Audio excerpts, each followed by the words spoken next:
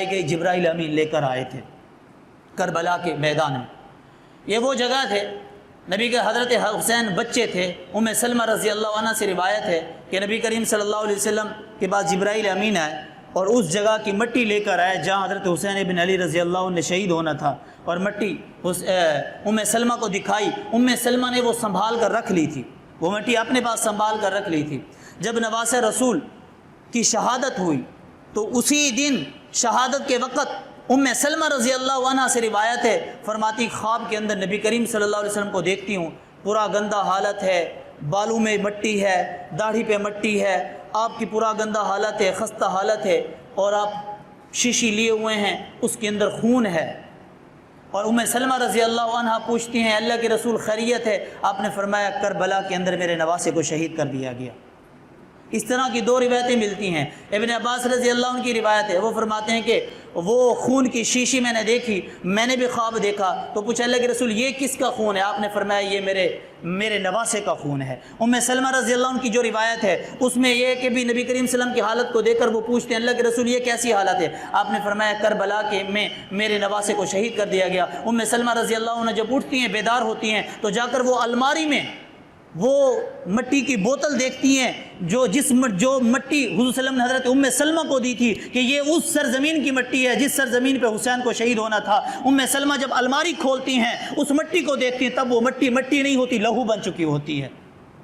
یہاں پر ایک بات یاد رکھنے کی ہے، نبی کریم صلی اللہ علیہ وسلم نے وہ کربلا کی مٹی ام سلمہ کو دی تھی اور کسی بیوی کو نہیں دی تھی۔ اس میں ایک حکمت تھی، حکمت یہ تھی اللہ نے شاید بتا دیا تھا آپ کو، آپ کے سامنے کہ آپ کی بیویوں میں سے اور کوئی بیوی حسین کی شہادت کے وقت زندہ نہیں رہے گی، اگر زندہ رہیں گی تو ام سلمہ رہیں گی۔ یہ ام سلمہ رضی اللہ عنہ نبی کی بیویوں میں سے واحد وہ بیوی ہیں جو سب سے آخر میں فوت ہوتی ہیں۔ اللہ تعالیٰ نے ان کی بڑی لمبی عمر دی، 85 سال کی عمر ہے ان کی،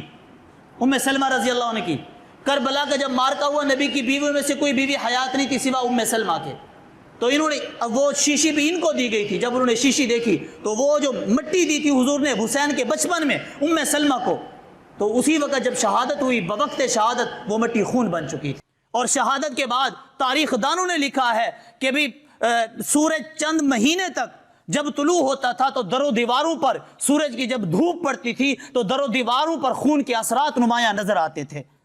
تو ابن زیاد کے بارے میں آتا ہے اس کے دربار میں حسین ابن علی رضی اللہ عنہ کا سر رکھا گیا، اس نے جب چھری پھیری تھی تو تاریخ اپنے آپ کو دہراتی ہے، ایک وقت وہ آیا تھا کہ جب یہی ابن زیاد کا سر مختار ثقفی نے قتل کیا، اس کو قتل کر کے اس کا سر اسی دربار میں لایا گیا تھا جس دربار میں حسین ابن علی کا سر اس کے سامنے لایا گیا تھا۔ پھر یہ سیاست بھی بڑی عجیب چیز ہے، پھر جہاں پہ حسین ابن علی کا سر کٹا ہوا سر رکھا ہوا تھا، جہاں پہ ابن زیاد کا کٹا ہوا سر رکھا تھا، اسی دربار میں مختار ثقفی کا بھی سر کٹا ہوا رکھا تھا۔ پھر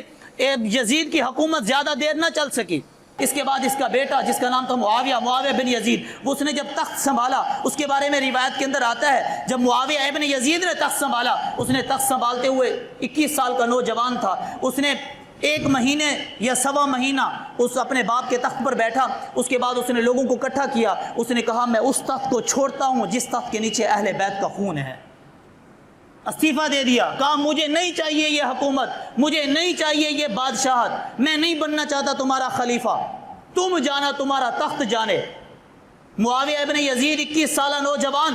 اس نے اپنے باپ کی وراثت میں ملنے والی سلطنت کو ٹھکرا دیا،